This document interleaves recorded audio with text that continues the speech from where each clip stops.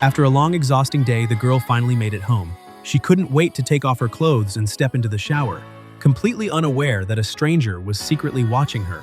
At first, the man didn't notice anything unusual, but just as he was about to make his move and abduct her, he suddenly realized there was something wrong with her eyes. To confirm his suspicion, as the girl reached out to grab the towel, he deliberately pushed it a little farther away.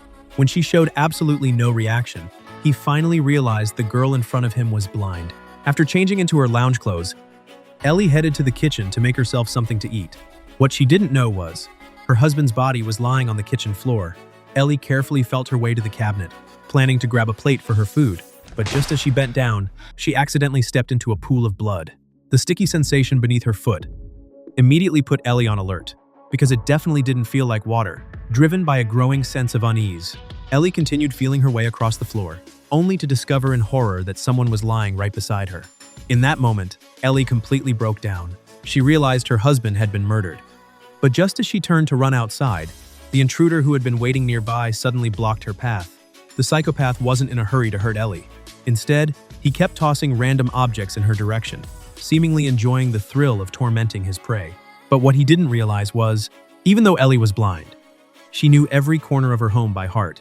The moment the intruder let his guard down, Ellie sprinted into the bedroom and locked the door behind her. Then she used voice commands to unlock her computer, hoping to send a message and call for help. The intruder outside immediately lost his temper when he saw this.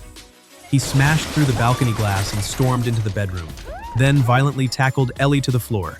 Realizing he had no intention of hurting her right away, Ellie quickly came up with a plan and claimed she was cold, begging him to get her a jacket, perhaps because he saw Ellie as nothing more than a blind woman, who posed absolutely no threat to him.